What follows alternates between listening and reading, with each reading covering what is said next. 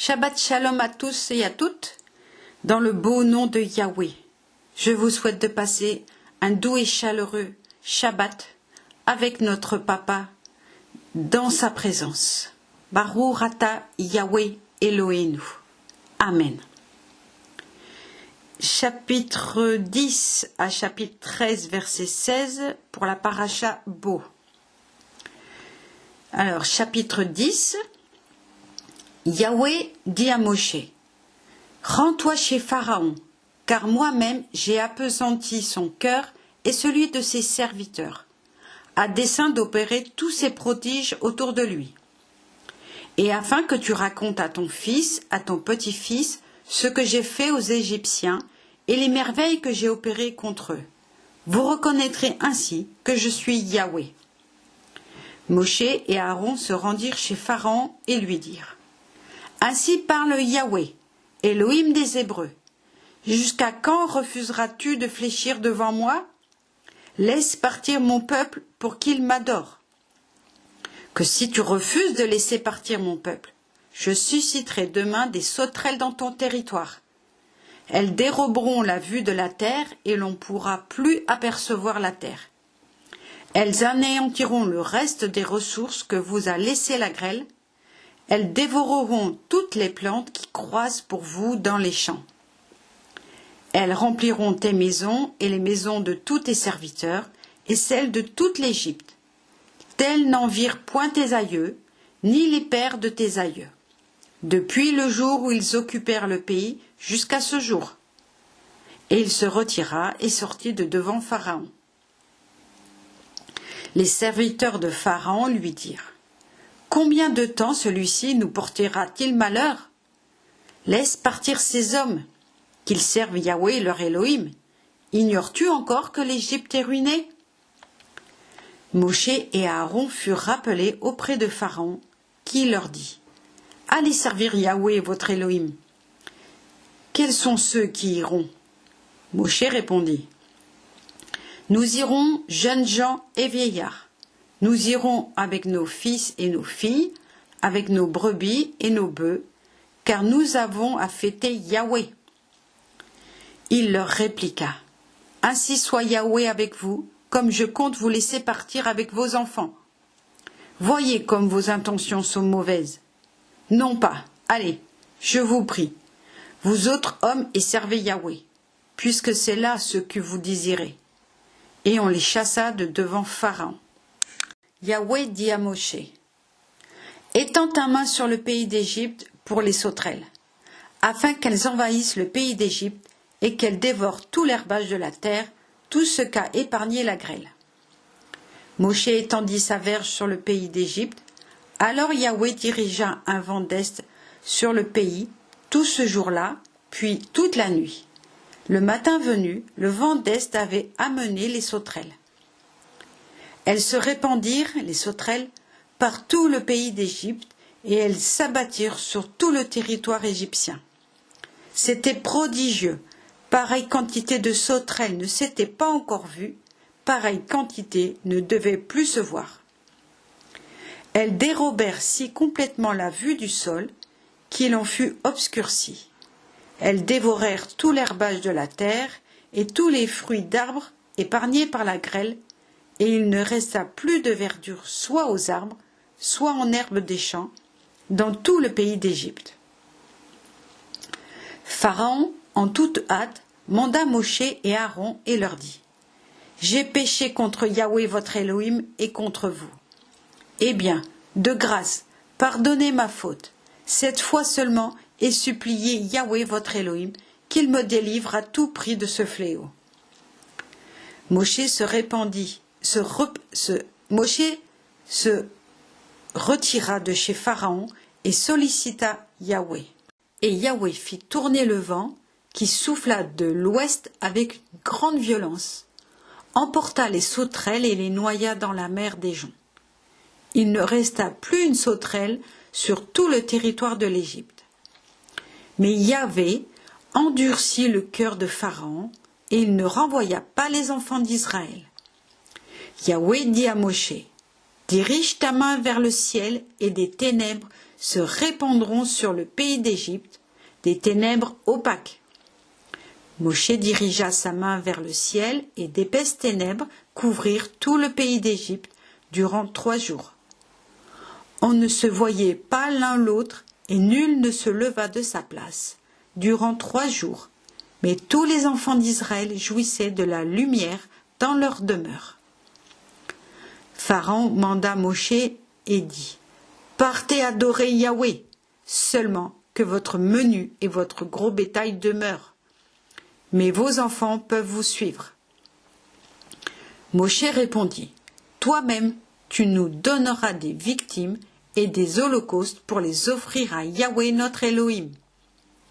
Et notre bétail ne nous suivra pas moins, il n'en restera pas ici un ongle, car nous devons en prendre pour sacrifier à Yahweh notre Elohim. Or, nous ne saurons de quoi lui offrir hommage que lorsque nous serons arrivés. » Mais Yahweh endurcit le cœur de Pharaon, qui ne consentit point à les laisser partir. Pharaon dit à Moshe, « Sors de devant moi, garde-toi de reparaître à ma vue, car le jour où tu verras mon visage, tu mourras. » Moshe répartit, « Tu as bien dit, je ne reverrai plus ton visage. » Chapitre 11. Yahweh avait dit à Moshe, « Il est une plaie encore que j'enverrai à Pharaon et à l'Égypte, et alors il vous laissera partir de ce pays. En le faisant cette fois, il vous en repoussera d'une manière absolue. Faites donc entendre au peuple que chacun ait à demander à son voisin, et chacun à sa voisine, des vases d'argent et des vases d'or. » Yahweh avait fait trouver faveur à son peuple chez les Égyptiens. Cet homme aussi, Moshe, était très considéré dans le pays d'Égypte, aux yeux des serviteurs de Pharaon et aux yeux du peuple. Moshe ajouta, « Ainsi a parlé Yahweh. Au milieu de la nuit, je m'avancerai à travers l'Égypte. Et alors périra tout premier-né dans le pays d'Égypte, depuis le premier-né de Pharaon qui devait occuper son trône, jusqu'au premier-né de l'esclave qui fait tourner la meule. De même, tous les premiers-nés des animaux. Et ce sera une clameur immense dans tout le pays d'Égypte, telle qu'il n'y en a pas eu, qu'il n'y en aura plus de pareil. Quant aux enfants d'Israël, pas un chien n'aboiera contre eux, ni contre leur bétail, afin que vous reconnaissiez combien Yahweh distingue entre Misraïm et Israël. Tous ces courtisans qui t'entourent descendront jusqu'à moi et se prosterneront à mes pieds en disant « Pars, toi et tout le peuple qui t'obéit. » Et alors je partirai. Et il sortit, tout courroucé de devant Pharaon. Yahweh avait dit à Moshe, « Pharaon ne vous cédera point, alors que mes miracles se multiplient dans le pays d'Égypte. » Or, Moshe et Aaron avaient exécuté tous ces miracles à la vue de Pharaon, mais Yahweh endurcit le cœur de Pharaon et il ne renvoya point les Israélites de son pays. Chapitre 12. Yahweh parla à Moshe et à Aaron dans le pays d'Égypte en ces termes. « Ce mois-ci est pour vous le commencement des mois. Il sera pour vous le premier des mois de l'année. Parlez à toute la communauté d'Israël en ces termes. Au 10e jour de ce mois, que chacun se procure un agneau pour sa famille paternelle, un agneau par maison. Celui dont le ménage sera trop peu nombreux pour manger un agneau s'associera avec son voisin, le plus proche de sa maison. Selon le nombre des personnes, chacun, selon sa consommation, réglera sa répartition de l'agneau. L'animal doit être sans défaut, mâle, dans sa première année. Vous le choisirez parmi les brebis ou les chèvres. Vous le tiendrez en réserve jusqu'au 14e jour de ce mois. Alors toute la communauté d'Israël l'immolera vers le soir. On prendra de son sang et on en teindra les 2 poteaux et le linteau des maisons dans lesquelles on le mangera. Et on en mangera la chair cette même nuit, On le mangera rôti au feu et accompagné d'azim et d'herbes amères. N'en mangez rien qui soit à demi cuit, ni bouilli dans l'eau, mais seulement rôti au feu, la tête avec les jarrets et les entrailles. Vous n'en laisserez rien pour le matin, ce qui en serait resté jusqu'au matin, consumez-le par le feu. Et voici comment vous le mangerez. La ceinture au rein, la chaussure aux pieds, le bâton à la main, et vous le mangerez à la hâte. C'est Pessah en l'honneur de Yahweh. Je parcourrai le pays d'Égypte cette même nuit. Je frapperai tout premier-né dans le pays d'Égypte, depuis l'homme jusqu'à la bête, et je ferai justice de toutes les divinités de l'Égypte, moi Yahweh. Le sang dont seront teintes les maisons où vous habitez vous servira de signe, je reconnaîtrai ce sang, et je vous épargnerai, et le fléau n'aura pas prise sur vous lorsque je sévirai sur le pays d'Égypte. Ce jour sera pour vous une époque mémorable, et vous le solenniserez comme une fête de Yahweh, d'âge en âge, à jamais, vous le fêterez. 7 jours durant, vous mangerez des pains azim, surtout, le jour précédent, vous ferez disparaître le levain de vos maisons, car celui-là serait retranché d'Israël, qui mangerait du pain levé, depuis le premier jour jusqu'au 7e. Le premier jour, vous aurez une convocation sainte, et le 7e jour, encore une sainte convocation. Aucun travail ne pourra être fait ce jour-là. Toutefois, ce qui sert à la nourriture de chacun, cela seul vous pourrez le faire. Conservez la fête des Azim, car c'est en ce même jour que j'aurai fait sortir vos légions du pays d'Égypte. Conservez ce jour-là dans vos générations, comme une institution perpétuelle. Le premier mois, le 14e jour du mois, au soir, vous mangerez des Azim jusqu'au 21e jour du mois au soir. Durant 7 jours, qu'il ne soit point trouvé de levain dans vos maisons, car quiconque mangera une substance levée, celui-là sera retranché de la communion d'Israël, le prosélyte comme l'indigent. Vous ne mangerez d'aucune pâte levée. Dans toutes vos demeures, vous consommerez des pains azim. Moshe convoqua tous les anciens d'Israël et leur dit : Choisissez et prenez chacun du menu bétail pour vos familles, et égorgez la victime Pessah. Puis vous prendrez une poignée d'hysope, vous la tremperez dans le sang reçu dans un bassin, et vous teindrez le linteau et les 2 poteaux de ce sang du bassin. Que pas un d'entre vous ne franchisse alors le seuil de sa demeure jusqu'au matin. Lorsque Yahweh s'avancera pour frapper l'Égypte, il regardera le sang appliqué au linteau et aux 2 poteaux, et il passera devant la porte, et il ne permettra pas au fléau d'entrer dans vos maisons pour sévir. Vous garderez cette loi comme une règle invariable pour toi et pour tes enfants. Et lorsque vous serez arrivés dans le pays que Yahweh vous donnera, comme il l'a promis, vous conserverez ce rite. Alors, quand vos enfants vous demanderont « Que signifie pour vous ce rite ?» vous répondrez « C'est le sacrifice de Pessah en l'honneur de Yahweh qui épargna les demeures des Israélites en Égypte, alors qu'il frappa les Égyptiens et voulut préserver nos familles. » Et le peuple s'inclina et tous se prosternèrent.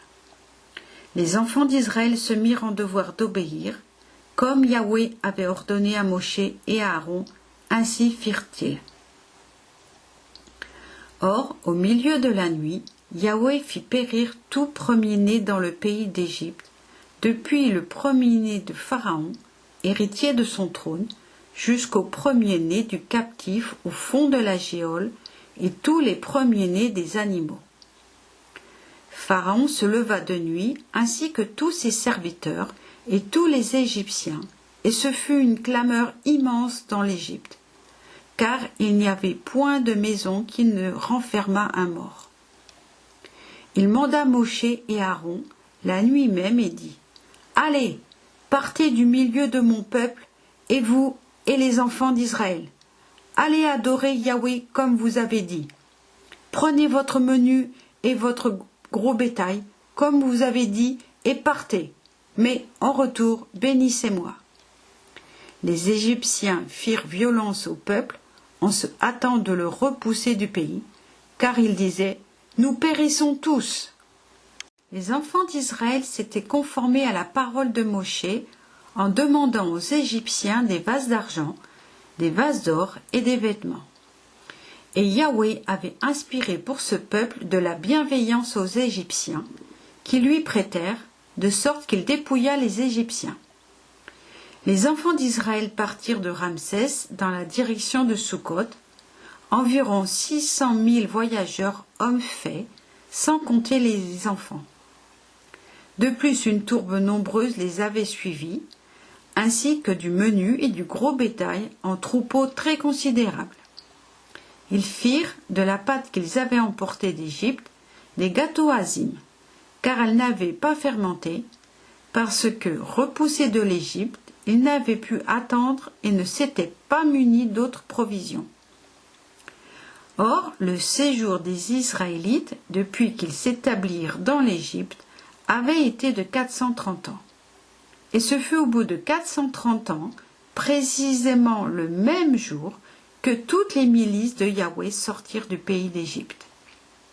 C'était la nuit prédestinée par Yahweh pour leur sortie du pays d'Égypte. C'est cette même nuit instituée par Yahweh comme prédestinée à toutes les générations des enfants d'Israël. Yahweh dit à Moshe et à Aaron: Ceci est la règle de l'agneau Pessah, nul étranger n'en mangera.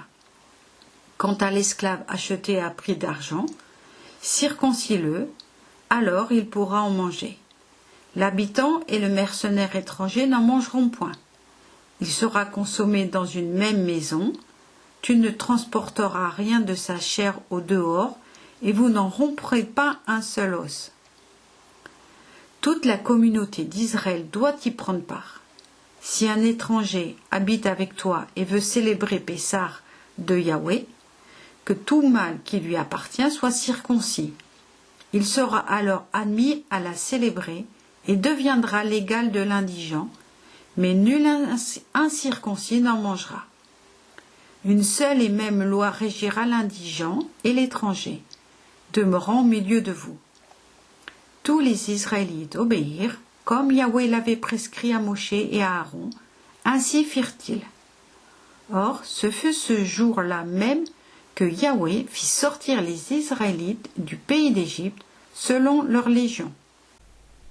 Chapitre 13. Yahweh parla à Moshe en ces termes: Consacre-moi tout premier-né, toute prémisse des entrailles parmi les enfants d'Israël, soit homme, soit animal, c'est mon bien. Et Moshe dit au peuple: Qu'on se souvienne de ce jour où vous êtes sortis de l'Égypte, de la maison de servitude, alors que, par la puissance de son bras, Yahweh vous a fait sortir d'ici, et que l'on ne mange point de pain levé. C'est aujourd'hui que vous partez, dans le mois de la germination. Donc, lorsque Yahweh t'aura fait entrer dans le pays de Canaan, du Héthéen, de l'Amoréen, du Hévéen et du Jébuséen, pays qu'il a juré à tes pères de te donner, pays ruisselant de lait et de miel, tu célébreras cette cérémonie dans ce mois. 7 jours durant tu te nourriras d'azim, le 7e jour, fête en l'honneur de Yahweh.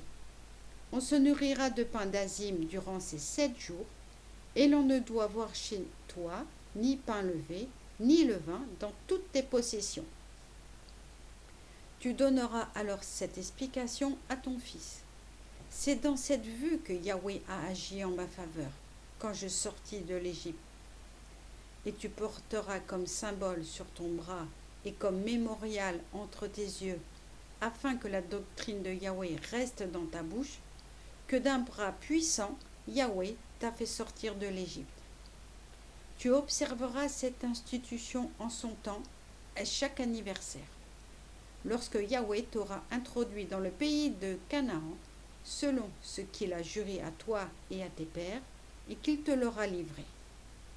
Tu céderas à Yahweh toute prémisse des entrailles, tout premier-né des animaux qui t'appartiendront. S'il est mâle, sera à Yahweh. Le premier-né d'un âne, tu le rachèteras par un agneau. Sinon, tu lui briseras la nuque, et le premier-né de l'homme, si c'est un de tes fils, tu le rachèteras. Et lorsque ton fils, un jour, te questionnera en disant « Qu'est-ce que cela ?» tu lui répondras « D'une main toute puissante, Yahweh nous a fait sortir d'Égypte, d'une maison d'esclavage. » En effet, comme Pharaon faisait difficulté de nous laisser partir, Yahweh fit mourir tous les premiers-nés du pays d'Égypte, depuis le premier-né de l'homme jusqu'à celui de l'animal. C'est pourquoi j'immole à Yahweh tout premier-né mâle et tout premier-né de mes fils, je dois le racheter.